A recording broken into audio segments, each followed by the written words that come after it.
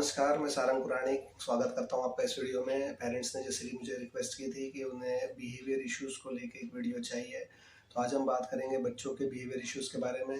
बच्चों में कई तरह के बिहेवियर इश्यूज़ हो सकते हैं, जिसमें जल्दी से बहुत ज़्यादा गुस्सा हो जाना, किसी बात पे उनको बहुत ज़्यादा गुस्सा आ जाता है जब उनके मन की कोई बात नहीं होती, जो उन्हें चाहिए वो चाहिए ही चाहिए, या जल्दी बुरा मान जाना, रूल्स फॉलो ना करना, नियम ना मानना, अपनी मनमानी करना, टैंट्रम्स करना, गुस्सा करना, फ्रस्ट्रेशन हैंडल ना कर पाना।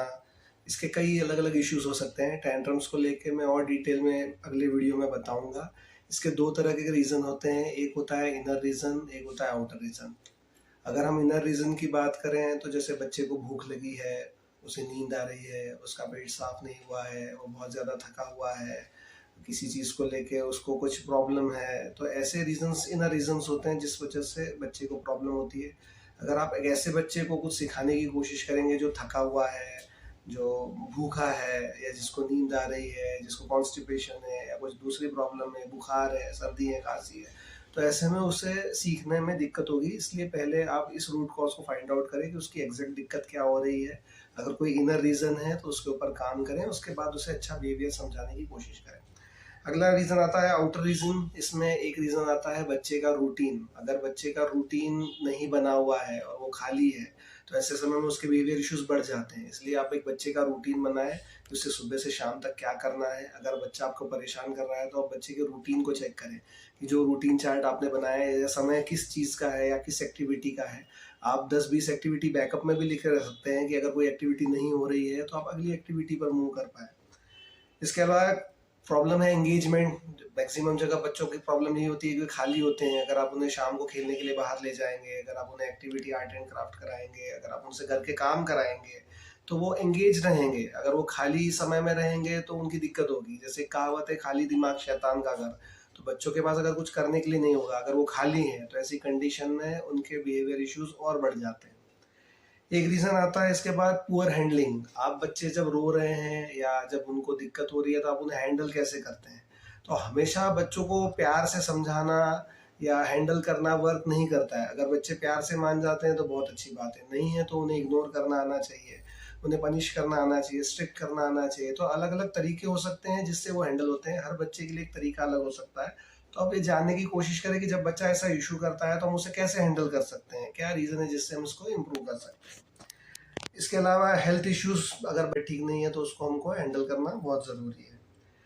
एक स्ट्रेटेजी में आता है नो मीन्स नो। मतलब अगर आपने बच्चे को किसी चीज़ के लिए मना किया है तो उसके रोने के बाद उस चीज़ के लिए अपने ओपिनियन को चेंज कर देना या उसकी बात मान लेना।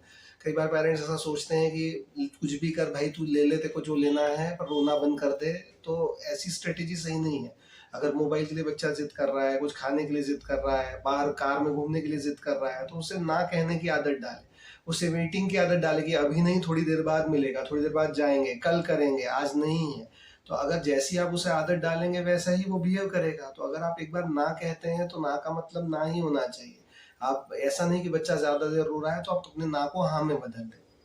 अगला इशू आता है ब्राइब ना देना। कई बार बच्चों को खुश करने के लिए उनकी पसंद की चीज़ें दी जाती हैं। जैसे बच्चा रो रहा है तो उसको चॉकलेट दे दी, चिप्स दे दिए, उसको घुमाने ले गए, उसको मोबाइल टैबलेट दे दिया, उसको जितनी बार बोला उतनी बार आप प्यार कर रहे हैं। तो ये सही तरीका नहीं है। हमेशा बच्चे को ये सिखाने की कोशिश करें कि अच्छा बर्ताव करना ये उसकी रिस्पॉन्सिबिलिटी है।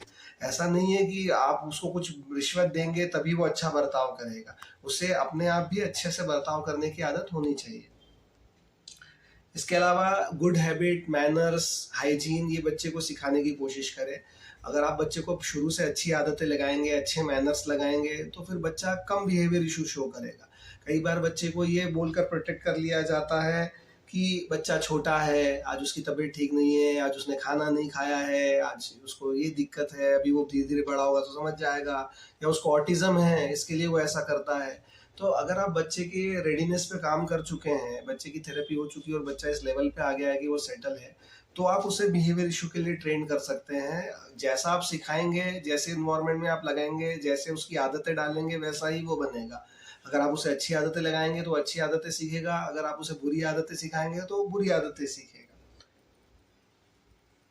तो हमेशा बच्चे को प्रोटेक्ट होने की कोशिश ना करें। कई बार पेरेंट्स के साथ में बहुत दिक्कत होती है कि वे हमेशा अच्छा बनने की कोशिश करते हैं, अपने बच्चे को बहुत प्रोटेक्ट करते हैं। मतलब पेरेंट्स को अपने बारे में इंट्रोस्पेक्ट करने की ज़रूरत है कि वो आप अपने बच्चे से इतना क्यों डरते हैं और आप हमेशा अच्छे पेरेंट्स ही क्यों बनना चाहते हैं। जब बच्चा गलती करेगा तो आपको स्ट्रिक्ट होना भी ज़रूरी है, आपको डिसिप्लिन सिखाना ज़रूरी है, आपको पनिशमेंट देना भी ज़रूरी है। जहाँ ज़रूरत है वहाँ निगेटिव रीइंफोर्समेंट का इस्तेमाल भी किया जाता है। ऐसा नहीं कि हमेशा हमेशा पॉजिटिव। अच्छा, यह भी समझना है कि जब बच्चा अच्छे से अपना काम कर ले, कोई काम को वो बेटर वे में कर रहे तो हम उसको पॉजिटिव रीइंफोर्स करेंगे। अगर हम उसे डांटते हैं, पनिश करते हैं, इसके बाद वो अच्छा बर्ताव करेगा तो हम उसे पॉजिटिव रीइंफोर्समेंट भी देंगे, उसे शाबाशी भी देंगे। कई बार बच्चे अच्छे से रिस्पॉन्ड करते हैं तो आप उन्हें शाबाशी देना, थपकी देना, उनका उत्साह बढ़ाना, ऐसे तरीके से उनको एनकरेज कर सकते हैं। और अगर आप बच्चा बहुत ज़्यादा जिद कर रहा है, बहुत पुअर मैनर्स को फॉलो कर रहा है या अच्छे से उसकी हैबिट्स अच्छी नहीं है, वो बहुत ज़्यादा जिद कर रहा है, तो आप ऐसे समय में स्ट्रिक्ट कर सकते हैं। स्ट्रिक्ट होने का एक मतलब उनको इग्नोर करना भी है। इसका मतलब ये नहीं कि हम बच्चे को बहुत ज़्यादा मारे पीटें, स्ट्रिक्ट हो, पर उन्हें कहीं ना कहीं पेरेंट्स का डर होना चाहिए कि उनके खिलाफ, बच्चे के खिलाफ भी स्ट्रिक्ट एक्शन ली जा सकती है। आमतौर पर मैं देखता हूँ बच्चे पेरेंट्स से कम डरते, पेरेंट्स ही बच्चे से ज़्यादा डरते हैं। तो ऐसा नहीं होना चाहिए। बच्चे को आप सही आदतें अगर सिखाना चाहते हैं तो ऐसे पेरेंट्स आप ये कर सकते हैं। इसके लिए आपको घबराने की ज़रूरत नहीं कि एक बार में ही आपका काम होना चाहिए। आमतौर पे बच्चे धीरे-धीरे सिखाने पर सीखते हैं। कई बार आपको ज़्यादा बार कोशिश करनी पड़ती है, तब बच्चे सीखते हैं। तो ऐसा ज़रूरी नहीं है कि आप एक ही बार में इसको सक्सेसफुल करें। आप अपनी तरफ से कोशिश करते रहें और बच्चे को सिखाएँ कि पेरेंट्स आप हैं, वो आपका पेरेंट नहीं है। हमेशा कई बार बच्चे सेल्फ सेंटर्ड हो जाते हैं, अपने ही बारे में सोचते हैं, उनको अपने अलावा किसी की परवाह ही नहीं होती। तो बच्चों को ये सिखाना कि जब आप किसी एनवायरनमेंट में जा रहे हैं तो अपने आसपास के लोगों का भी ध्यान रखना है। कई बार बच्चे किसी बच्चे को मार देते हैं, कुछ दूसरा कर देते हैं, तो पेरेंट्स ये कह के प्रोटेक्ट कर रहे होते हैं कि नहीं ठीक है, लग गया तो क्या, वो ऑटिज्म है, छोटा है, वो उसको उतना समझता नहीं है। जबकि आप बच्चे को ये समझाएं कि वो अपने जो एक्शंस कर रहा है ये गलत है और ये करने के बाद सहन नहीं किया जाएगा। कई बार बच्चे सॉरी बुलवाने पे बहुत रोते हैं, तो उनको ये सिखाएं कि जब गलती उन्होंने की है तो सॉरी भी उनको ही बोलना पड़ेगा या एटलीस्ट उनको दिखाना पड़ेगा कि ये ठीक नहीं है। आप ये कर सकते हैं कि अगर कोई बच्चा बोलता नहीं है तो आप सामने वाले बच्चे की गाल पर हाथ लगा के प्यार दिखा सकते हैं या सॉरी करने के लिए हाथ झुक के ऐसे करा सकते हैं। तो सॉरी कहना, थैंक यू कहना, प्लीज़ कहना, ये इस चीज़ को अच्छे मैनर्स में आता है। तो बच्चों को ये सिखाया कि सेल्फ सेंटर्ड नहीं रहना है, अपने आसपास के लोगों का भी ध्यान रखना है। इसमें जैसे शेयरिंग का पार्ट आता है कि शेयरिंग करना है, टर्न टेकिंग करना, ये अपनी बारी का इंतज़ार करना, है ना? तो ये बच्चों को सिखाना पड़ता है। ऐसा नहीं है, कई बार बच्चे सोचते हैं हर चीज़ मेरे को ही पहले मिले, हमेशा मेरा ही ध्यान रखा जाए, मेरी ही इम्पोर्टेंस दी जाए। तो उन्हें हमेशा करने की ज़रूरत है कि उन्हें ही हमेशा इम्पोर्टेंस मिले, ऐसा ज़रूरी नहीं है। एक और पार्ट आता है बच्चे को इमोशनली ग्रो करना। मतलब कई बार बच्चा बड़ा हो जाता है फिर भी पेरेंट्स उसे ऐसे ट्रीट कर रहे होते हैं जैसे वो छोटा बच्चा हो।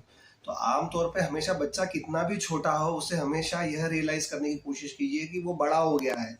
अब वो बड़े बच्चों जैसा बर्ताव करे, अब हमेशा वो एक रिस्पॉन्सिबल पर्सन की तरफ बर्ताव करे, उसे अपने एक्शंस के लिए रिस्पॉन्सिबिलिटी रहना सिखाए। कई बार बच्चों को मतलब पेरेंट्स बच्चों को मारते हैं, इसकी वजह से उन्हें बुरा लगता है, फिर बच्चे पेरेंट्स को मारते हैं तो पेरेंट्स उसे देखकर हंसते हैं।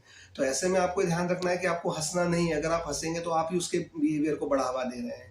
तो उसे ऐसा करने से मना करें। अगर वो किसी को मारता है तो अगर हम उसे सॉरी कहने के लिए कह रहे हैं या उसके लिए कोई पनिशमेंट दे रहे हैं, इसका मतलब उसे उसकी रिस्पॉन्सिबिलिटी लेना सिखा रहे हैं कि वो अपने एक्शंस की रिस्पॉन्सिबिलिटी भी ले। ऐसा नहीं कि वो हर जगह रो के, जिद करके या कुछ तमाशा करके, मार के, घर की चीज़ें फेंक के अपनी बातें मनवाना चाहता है। आपको इस बिहेवियर को हमेशा डिस्करेज करना है। तो इसके ऊपर काम करें और बच्चे को ये बार बार रियलाइज दिलाएं कि वो बड़ा हो गया है, उसे इमोशनली भी बड़ा होना दे।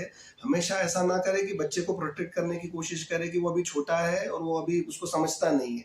कई बार पेरेंट्स को यही दिक्कत होती है। तो अगर बच्चे के जो भी प्रॉब्लम्स हैं, अगर रिफ्लेक्स और उसका सेंसरी इंटीग्रेशन या जो भी उसके मेडिकल इश्यूज हैं, उसके नर्वस सिस्टम के इश्यू, उनको पहले सॉर्ट आउट करें। उसके बाद उसे बिहेवियर ट्रेनिंग देना शुरू करें। अगर आप उसे बिहेवियर सिखा रहे हैं तो जो आप सिखाएंगे वही वो सीखेगा।